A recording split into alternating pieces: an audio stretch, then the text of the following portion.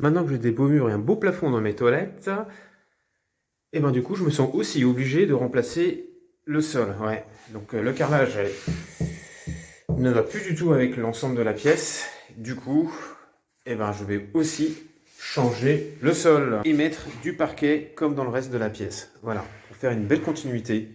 Et je me dis que ce sera pas trop mal dans les toilettes.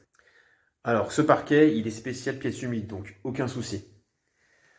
Donc, on va passer à l'étape suivante, mise en place d'un parquet dans des toilettes.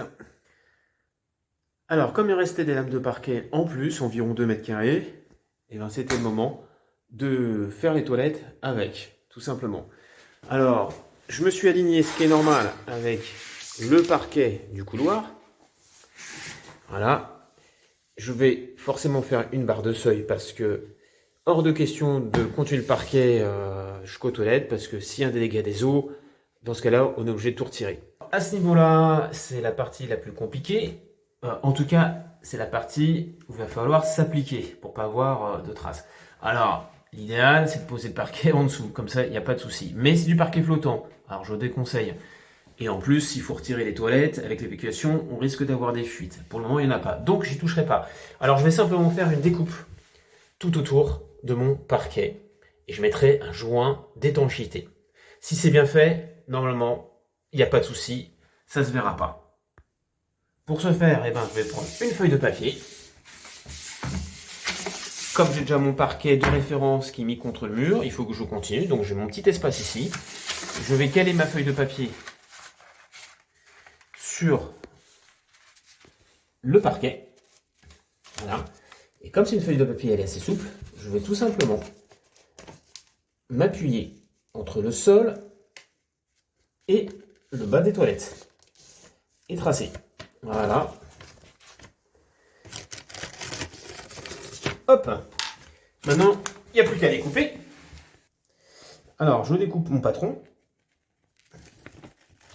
Papier. Alors, il faudra faire ça avec plusieurs feuilles. Là, c'est juste un exemple.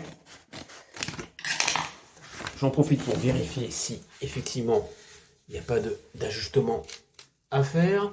Voilà, alors là, voilà, c'est dégrossi. Maintenant, je vais prendre mon crayon et je vais m'appuyer contre la faïence et continuer à faire le tour pour, voilà, pour ajuster au mieux. Donc là, j'ai encore un petit bout de papier à découper. Voilà, c'est découpé et le résultat est pas mal. Ma feuille de papier est bien en appui le long de ma lame. Donc, si j'applique cette feuille sur la prochaine lame, j'ai plus qu'à reporter mon trait de crayon sur la lame de parquet à découper.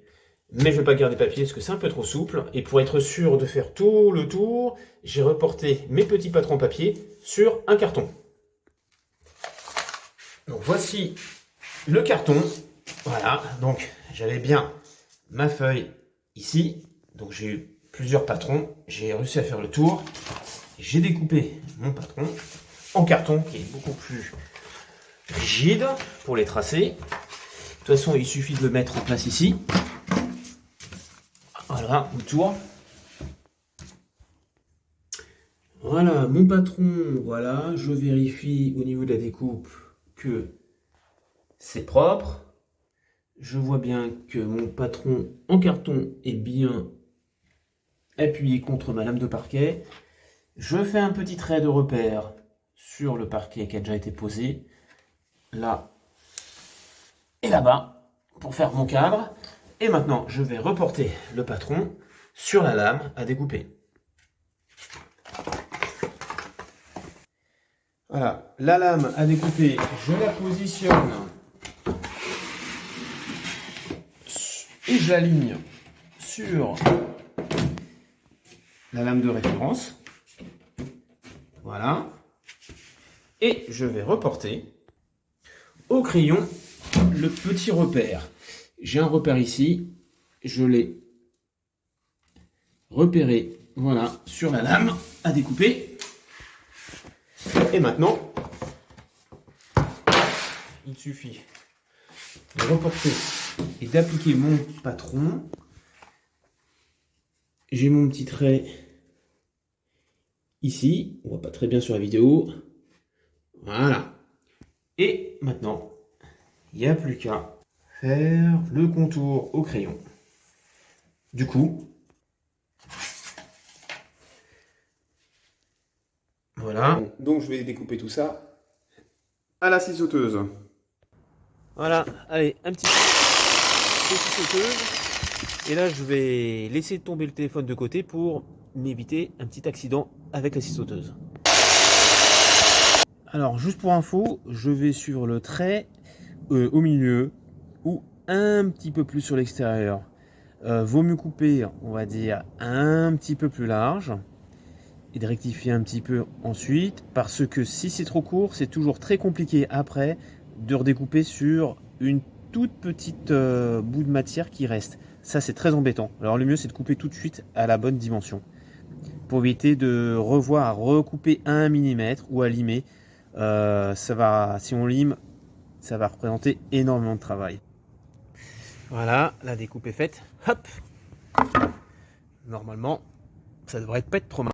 Afin de faciliter et permettre la pose, je vais devoir couper cette lame en deux, sur la partie la plus étroite, à ce niveau-là. Parce qu'une lame entière comme ça sur une pièce comme celle-ci, avec 2 petits retours, c'est impossible à clipser. Ça va bloquer à ce niveau-là. Cette partie-là, je vais pouvoir la glisser dans ce sens-là. Et l'autre côté, pareil. Voilà. C'est impossible sinon. Cette partie-là, elle est tellement fine que c'est juste un petit détail qui se verra pratiquement pas, surtout que c'est sur le côté des toilettes. Heureusement qu'elle est coupée en deux, ça va être bien plus facile comme ça. Je la clipse. Hop. La deuxième, le petit bout, pareil.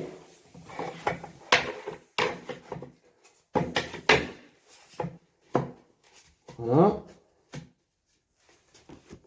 Et je clipse. Et ben voilà. On voit bien la découpe. Le petit bout de jeu normal, c'est nécessaire. Il faut, sinon c'est impossible à poser. Et la partie derrière, impeccable. Le petit coup de trait. Je peux même m'amuser à avancer la pièce pour ne pas le voir. Il n'y a plus qu'à continuer, faire la même étape. Je reporte ici. Pour faire simple, j'ai sorti la lame, justement, c'est beaucoup plus commode.